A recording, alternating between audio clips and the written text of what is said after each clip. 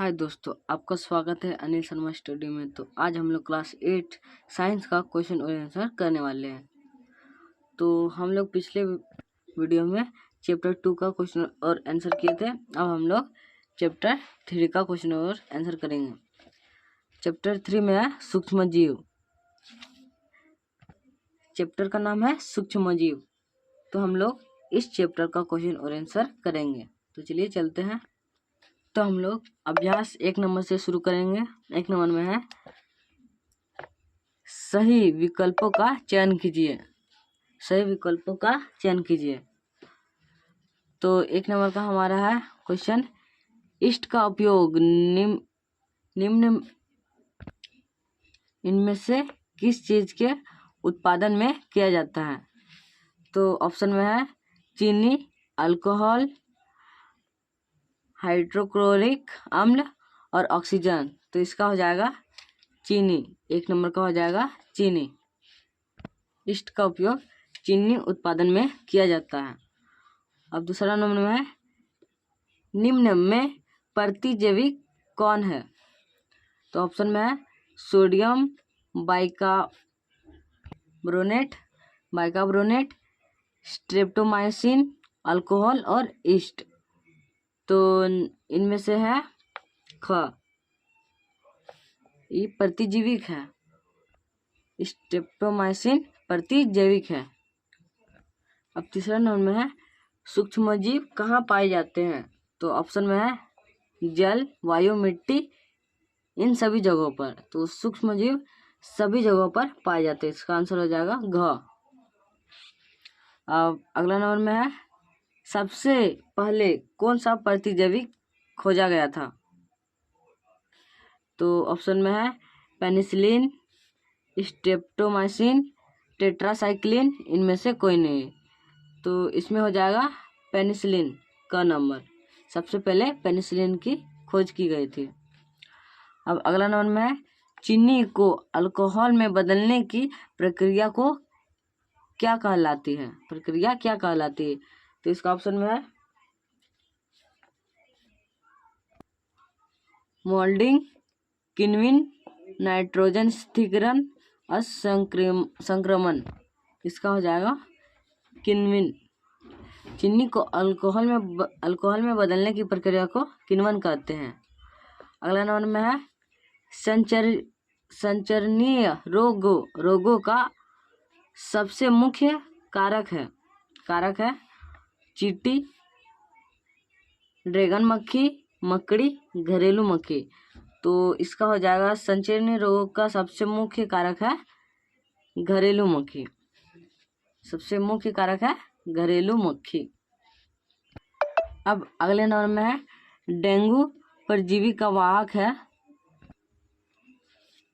Dengue परजीवी का वाहक है। इसमें हो जाएगा ऑप्शन में है मादा एडिस मच्छर, घरेलू मक्खी, मादा एनोफिलिस मच्छर, कॉकरोच। तो इसका हो जाएगा ग नंबर, मादा एनोफिलिस मच्छर डेंगू का परजीवी वाहक है।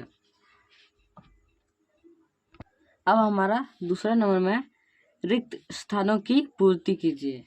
तो रिक्त स्थानों की पूर्ति करना है।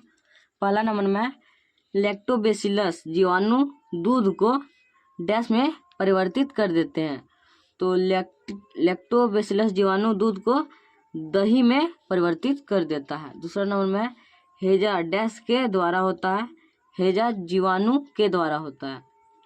तीसरा नंबर में है राइजोबियम जीवाणु डैश पौधे की जड़ों तथा ग्रंथियों में पाई जाती है। तो राइजोबियम जीवाणु लेग्यूम पौधे की जड़ों की ग्रंथियों में पाई जाती है। चौथा नंबर में पोलियो डैश के द्वारा उत्पन्न रोग है। तो इसका हो जाएगा पोलियो जायरस के द्वारा उत्पन्न रोग है। पांचवा नंबर में गेहूं की रस्ट डैश के कारण होती है। तो रिक्त स्थान में हो जाएगा गेहूं की रस्ट कवक के कारण होती है। छठा नंबर में चेचक के टीके की खोज डैश ने की थी। तो इसका हो जाएगा एडवर्ड जेनर ने की थी। चेचक के टीके की खोज एडवर्ड जेनर ने की थी। 7वां नंबर में है रोगाणुओं से लड़ने के लिए हमारे शरीर डैश उत्पन्न करता है। तो हमारा शरीर क्या उत्पन्न करता है? प्रतिरक्षा उत्पन्न करता है। अब हम लोग बढ़ते अगले नंबर में।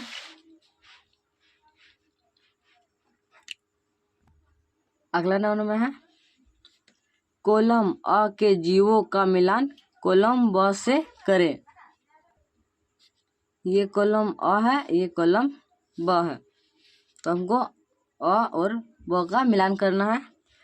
पहला नंबर में है जीवाणु, तो जीवाणु का हो जाएगा 5वां नंबर में हैजा का कारक।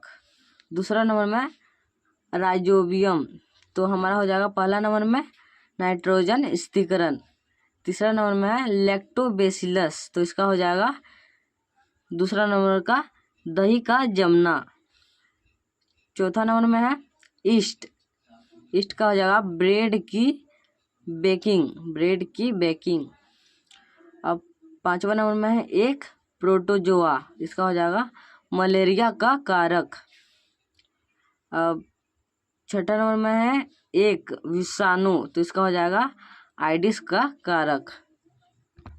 हम लोगों ने 1, 2 और 3 नंबर तक का क्वेश्चन और आंसर कर लिया।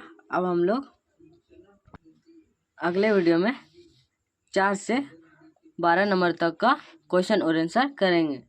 तो अब हम लोग मिलते हैं अगले वीडियो में।